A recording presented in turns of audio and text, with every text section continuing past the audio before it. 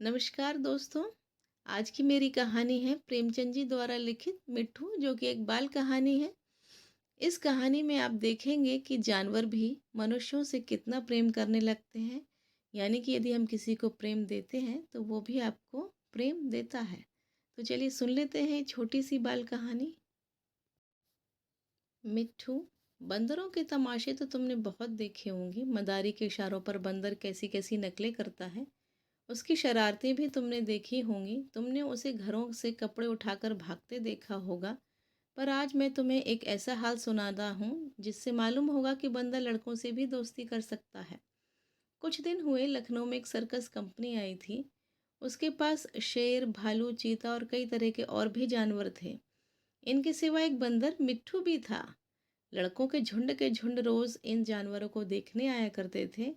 मिट्ठू ही उन्हें सबसे अच्छा लगता। उन्हीं लड़कों में गोपाल भी था। वह रोज आता और मिट्ठू के पास घंटों चुपचाप बैठा रहता। उसे शेर, भालू, चीते आदि से कोई प्रेम ना था। वह मिट्ठू के लिए घर से चने, मटर, केले लाता और खिलाता। मिट्ठू भी उससे इतना हिल गया था कि बगैर उसके खिलाए कुछ ना खाता। इस तरह दोनों में बड़ी दोस्ती हो गई। एक दिन गोपाल ने सुना कि सर्कस कंपनी वहां से दूसरे शहर में जा रही है। यह सुनकर उसे बड़ा रंज हुआ। वह रोता हुआ अपनी माँ के पास आया और बोला, अम्मा, मुझे एक अठन्नी दो। मैं जाकर मिट्ठू को खरीद लाऊं। वह ना जाने कहाँ चला जाएगा, फिर मैं उसे कैसे देखूंगा। वह भी मुझे ना देख पाएगा तो रोएगा। माँ ने समझाया, बेटा, बंदर किसी को प्यार नहीं करता, वह तो बड़ा शैतान होता है। यहाँ आकर सबको काटेगा, मुफ्त में उल्हाने सुनने पड़ेंगे। लेकिन लड़के पर माँ के समझाने का कोई असर ना हुआ। वह रोने लगा। आखिर माँ ने मजबूर होकर उसे एक अठन्नी निकाल कर दे दी। अठन्नी पाकर गोपाल मारे खुशी के झूम उठा। उसने अठन्नी को मिट्टी से मिलकर खूब चमकाया, फिर मिट्ठू को खरीदने चला।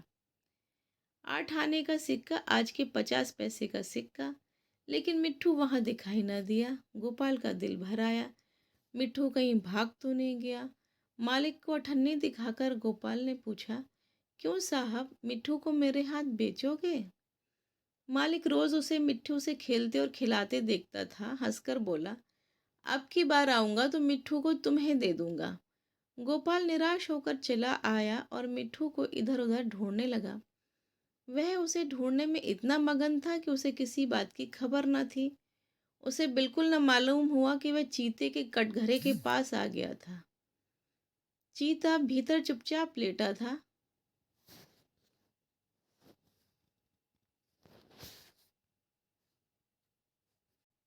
गोपाल को कटघरे के पास देखकर उसने पंजा बाहर निकाला और उसे पकड़ने की कोशिश करने लगा।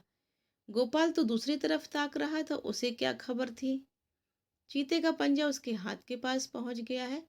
करीब था कि चीता उसका हाथ पकड़कर खींच ले कि मिट्ठू न जाने कहाँ से उसके पास आकर उसके पंजे पर कूद पड़ा और पंजे को दांतों से काटने लगा। चीते ने दूसरा पंजा निकाला और उसे ऐसा घायल कर दिया कि वह वहीं गिर पड़ा और जोर जोर से चीखने लगा। मिट्ठू की हालत देखकर गोपाल भी रोने लगा। दोनों का रोना सुनकर लोग दौड़े, पर देखा कि मिट्ठू बेहोश पड़ा है और गोपाल रो रहा है। मिट्ठू का घाव तुरंत धोया गया और मरहम लगाया गया।